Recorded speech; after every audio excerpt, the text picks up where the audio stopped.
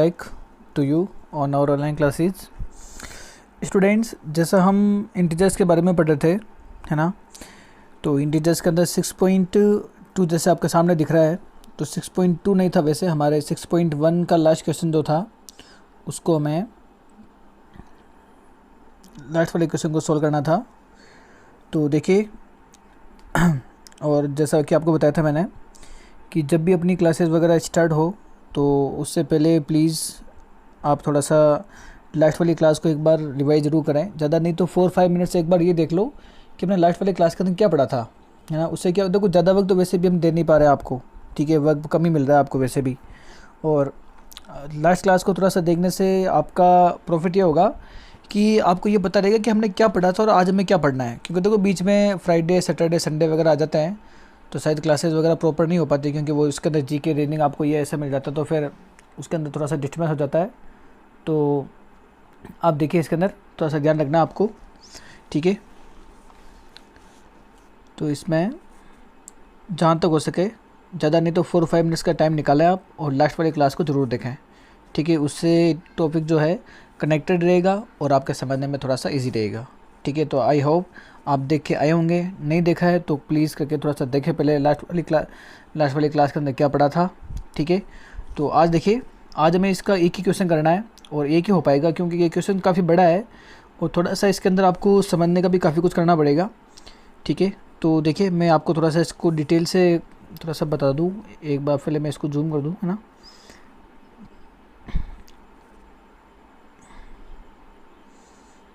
Yes, अब देखिए, इसमें जो नंबर लाइन दे रखी है ना, सबसे पहले इस नंबर लाइन को समझना है आपको। इस नंबर लाइन के अंदर क्या हो रहा है, थोड़े से देखो, इस हमने जो नंबर लाइन पढ़ा, हमने ऐसे पढ़ी नंबर लाइन, है ना। इसने क्या कर दिया, इसने इसको ऐसे बना दिया, ठीक है। प्लस के जो है इंटीजर्स इधर आ गए, माइनस के इंटीजर्स इधर बीच में आ गए 0, ठीक है ना। ये ऐसे इसके अंदर कर रहा है। तो आपको अब देखो, इसमें इसने जो अब नंबर लाइन को चाहिए ऐसे बनाओ, जो ऐसे बनी होता है ना, देखो इसको बोलते हैं, मैथ्स के अंदर 2 लाइन होती है, मैं आपको बता देता हूँ। ऐसे जो लाइन है इसको बोलते हैं वर्टिकल, क्या बोलते हैं, वर्टिकल। और जो ऐसे होती है ना, ये ऐसे बोलते हैं हॉरिजॉन्टल, क्या बोलते हैं, हॉरिजॉन्टल। तो ये जो है, ये तो आपको जब आप ज्योमेट्री में पढ़ोगे उस टाइम पता चल जाएगा। तो मैंने आपको ये इसलिए बताया क्योंकि देखो ये जो बन रहा है ना, ये इसने क्या किया, नंबर लाइन को ऐसे सीधा खड़ा कर दिया। सीधा का मतलब हो गया वर्टिकल। तो वर्टिकल जो लाइन बनी है ना, देखो कंसेप्ट वही रहेगा, नेगेटिव, पॉजिटिव, बीच में 0, वो सारा सेम ही पैटर्न चलेगा। लेकिन इसमें समझना क्या, आपको देखना एक बार, जैसे मैं आपको बताऊं, तो सबसे पहले क्या लिखा हुआ है, 8 लिखा हुआ है इधर ना। तो डी के सामने क्या लिखा हुआ है, 8 लिखा हुआ है। आपको थोड़ा सा ध्यान से समझना है इसको, ओनली नंबर लाइन ही है, नंबर लाइन के अलावा कुछ भी नहीं है इसके अंदर, ठीक है। तो आप नंबर लाइन को सही ध्यान से देखो। आपको सिर्फ ये बताना है, देखो ये जितने भी क्वेश्चन है ना, ये सारे क्वेश्चन आपके इसी से रिलेटेड है कि ये तो आपको दिख रहे हैं अल्फ़ाबेट के लेटर्स ABCD, है ना। तो ये ABCD से ही रिलेटेड है सारे के सारे, है ना। आपको ABCD को ही इसके अंदर है ना सेटिंग से कंसिडर करके सोल्व करने का ट्राई करना है। तो कैसे होगा, जैसे देखो मैं समझाता हूँ आपको कौन कौन सा लिखा हुआ है। मैं आपको एक बार लिख देता हूँ, इधर D, C, B, A, ये हो गए सारे। ए के बाद में आ रहा है क्या, O, फिर आ रहा है H, फिर G, फिर आ रहा है F और एक आ रहा है आपके H लिख देता हूँ मैं इधर, ठीक है। अब ये क्या लिखा है, क्यों लिखा है, इसको थोड़ा सा ध्यान से समझना आप, ठीक है। क्योंकि ये सारा का सारा जो क्वेश्चन है ना, वो इस नंबर लाइन के ऊपर ही बेस्ड है। कैसे होगा, देखो इधर से ही स्टार्ट कर रहा है, इधर से उसने बताया कि सबसे इधर लिखा तो प्लस का 8 लिखा हुआ है, ठीक है। तो डी के सामने तो प्लस का 8 लिखा हुआ है, ये तो मैं लिखा हुआ है, ये दिख गया। इसमें तो हमने अपनी तरफ से तो कोई दिमाग चलाना पड़ा नहीं, देखा, कॉपी कर दिया सेम टू सेम। नेक्स्ट देखो, अगर मैं इसके नीचे आऊँगा, जैसे मैं थोड़ा सा इसको इरेज कर दूँ वापस,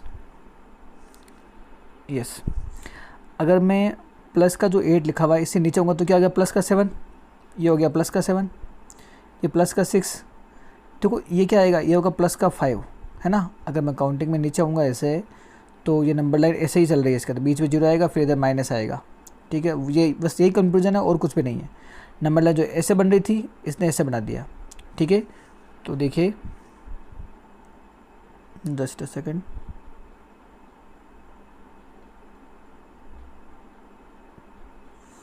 क्या है इसके अंदर, डी हो गया सबसे ऊपर, और डी है तो आपके प्लस का 8, प्लस का 7, प्लस का 6, और सी के पास क्या आएगा प्लस का 5। तो सी के पास क्या आना चाहिए, प्लस का 5 आना चाहिए। ठीक है, देखो सी के नीचे क्या आ रहा है, बी आ रहा है, तो 5 था अभी, 5 के नीचे क्या आएगा 4, तो बी के पास क्या आ गया प्लस का 4। फिर उसके नीचे प्लस 3, फिर इसके नीचे प्लस का 2, तो ए के नीचे क्या आ जाएगा प्लस का 2 आ जाएगा, है ना, ए के पास में, है ना। ये नंबर जो चल रहा है ना, आपको नंबर को काउंट ही करना है और ज़्यादा कुछ नहीं है इसके अंदर। ठीक है, ये हो गया। फिर देखो प्लस का 2 आ गया यहाँ पर, प्लस का 2 के बाद यहाँ पे क्या आ रहा है प्लस का 1। अब देखो जो ओ लिखा है ना, अब देखें तो हम इसको क्या माने, ओ माने या जीरो माने। ठीक है, तो इसलिए क्या किया इसने, ओ को है ना ऐसे ही लिखा है कि ओ की जगह जीरो ही आ रहा है ना। तो ये जीरो भी आप इसको काउंट कर सकते हो, आप इसको ओ भी मान सकते हो। ठीक है, कोई फ़र्क नहीं पड़ेगा। यहाँ पर हमारे क्या आ रहा है, ज़ीरो आ रहा है।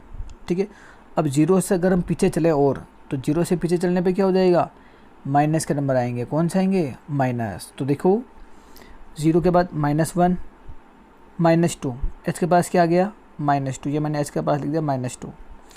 फिर क्या आएगा -3, -4, -5, -6, जी के पास क्या आ गया -6। ठीक है, नंबर 7, -7 आ गया। एफ़ के पास क्या आ गया -8, ये लीजिए मैंने 8 के पास, एफ़ के पास लिख दिया -8। फिर -9 और -10, तो एच के पास क्या लिखूँगा मैं -10। ठीक है, एक बार मैं थोड़ा सा इसको इरेज कर दूँ।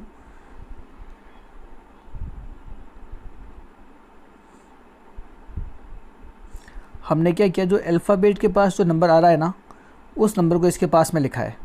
ठीक है, अल्फ़ाबेट के जो पास में नंबर आ रहा है, देखो मैं वापस समझा दूँ, +8, +7, +6, +5, +4, 3, 2, 1, 0 ऐसे ना।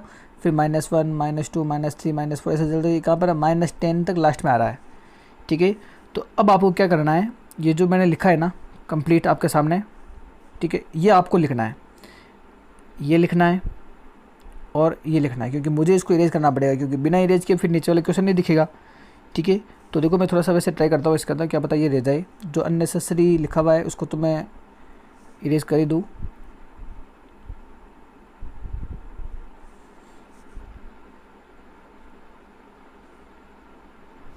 यस,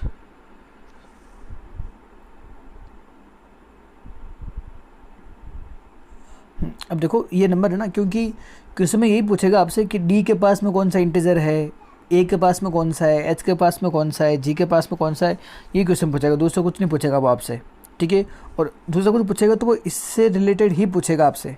ठीक है, तो ये जो सामने लेटर लिखे हुए हैं ना, आपको इनको एक बार लिख के रखना है, वैसे मैं भी समझा दूंगा आपको। ठीक है, क्वेश्चन कैसे लिखोगे, पहले क्वेश्चन मैंने आपको बताया हुआ है। देखो एक तो सही ढंग से वर्क किया करो आप लोग, क्योंकि फेयर नोटबुक का वर्क है। ठीक है, अभी तक किसी बच्चे को फेयर नोटबुक का नहीं पता, तो सारे टीचर्स ने लास्ट वाली क्लास के अंदर, यानी कि सैटरडे को आपके ग्रुप के अंदर जितने भी टोटल जो आपको वर्क करवाया है, उस वर्क की PDF भी सेंड की है। यानी कि न्यू क्लास का जो 1 डेट से लेकर जो 15 डेट का जो वर्क है, ठीक है, कि हाँ ये आपका टोटल वर्क हो जाना चाहिए, वो सारा का सारा आपके उस ग्रुप के अंदर हमने PDF बना के सेंड कर दिया है। ठीक है, तो ये भी अगर किसी बच्चे का कंप्लीट नहीं है, उसे नहीं पता कि कैसे क्या करना है, हमने क्या किया है क्या नहीं किया है, तो वो भी उसके अंदर आप उससे मैच कर सकते हो। नहीं किया है तो उसको देख के पेज वगैरह छोड़ सकते हो, ऐसे नहीं कि सारा का सारा एक ही दिन में करना है, फिर वो वक्त बहुत गंदा हो जाएगा, बहुत सारा टाइम बड़ा आपके पास। ठीक है, समर वेकेशन वगैरह आएगा, तो अभी तक तो वैसे इतना ज़्यादा वर्क करवाया भी नहीं है, आप 5-7 डेज़ के अंदर आराम से कर सकते हो। ठीक है, तो आपकी हेल्प के लिए वो उसमें PDF फाइल के अंदर अच्छे बच्चे की नोटबुक से PDF बना के सारा का सारा वर्क है ना, क्या क्या किया हुआ है वो सारा का सारा उसमें हमने बना के दे दिया। ठीक है, और साथ में जो नोटबुक्स का है, कौन से नोटबुक्स है क्या है, वो भी उसके अंदर हमने प्रोवाइड करवा दिया है। ओके, तो देखिए जो भी है आप उसके अंदर देख लेना, समझ में नहीं है तो टीचर से वापस एक बार कंसल्ट कर लेना, आपको सब पता चल जाएगा। ऊपर क्लास वर्क, डेट और डे सारा सही ढंग से लगाया करो। ठीक है, क्योंकि फेयर वर्क है तो फेयर के जैसे होना चाहिए। ओके, तो देखिए ये आपको नंबर वगैरह सारे एक बार देख लेना है इसके अंदर, BCD के पास क्या लिखा हुआ है। अब हम करते हैं इसके क्वेश्चंस।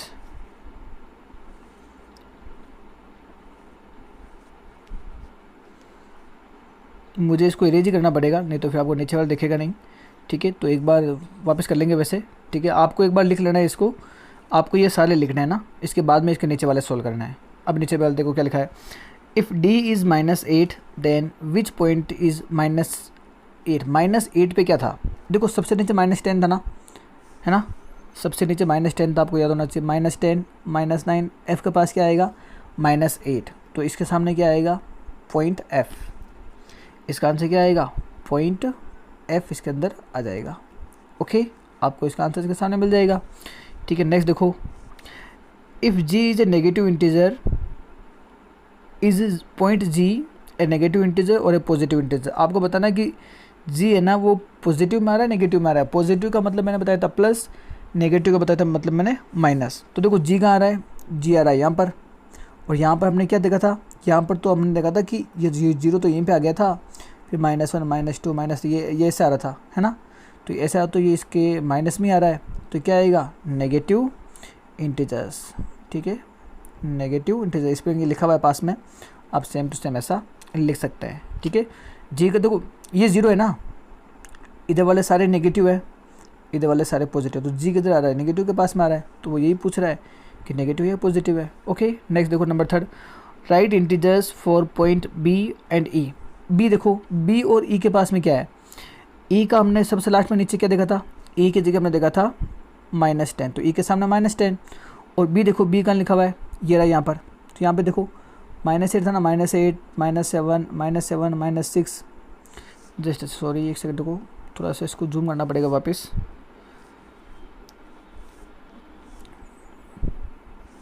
किसका, एक तो ई का पूछा था, ई का था -10, और बी का देखो 8 7 6 5 ये 4, तो बी के पास क्या आ रहा है, प्लस का 4, तो बी इज इक्वल टू क्या जाएगा, +4।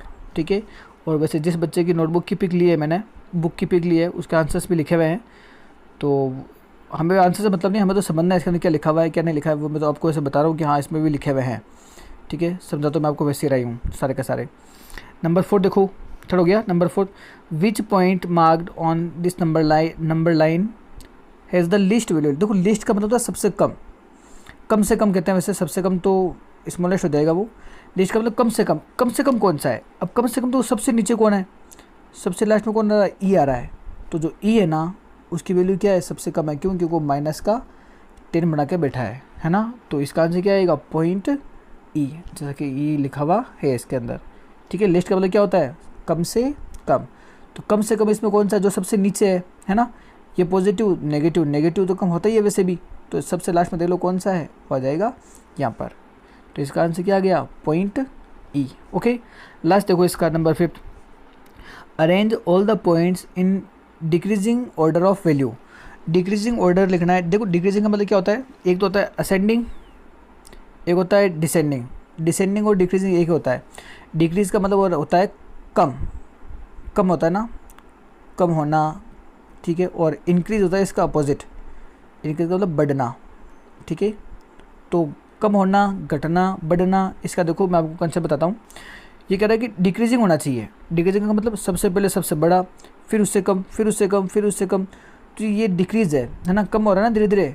एक दो इंक्रीज का मतलब होता है कि बढ़ता हुआ रहना चाहिए, तो पहले हम सबसे छोटा लिखेंगे, फिर थोड़ा सा उससे बड़ा लिखेंगे, फिर और उससे बड़ा, है ना, तो इसे लार्जर कहते हैं, उसको इंग्लिश कहते हैं। तो जैसे जैसे बड़े लिखेंगे वो तो क्या हो जाएगा, वो हो जाएगा इंक्रीजिंग, बढ़ता हुआ।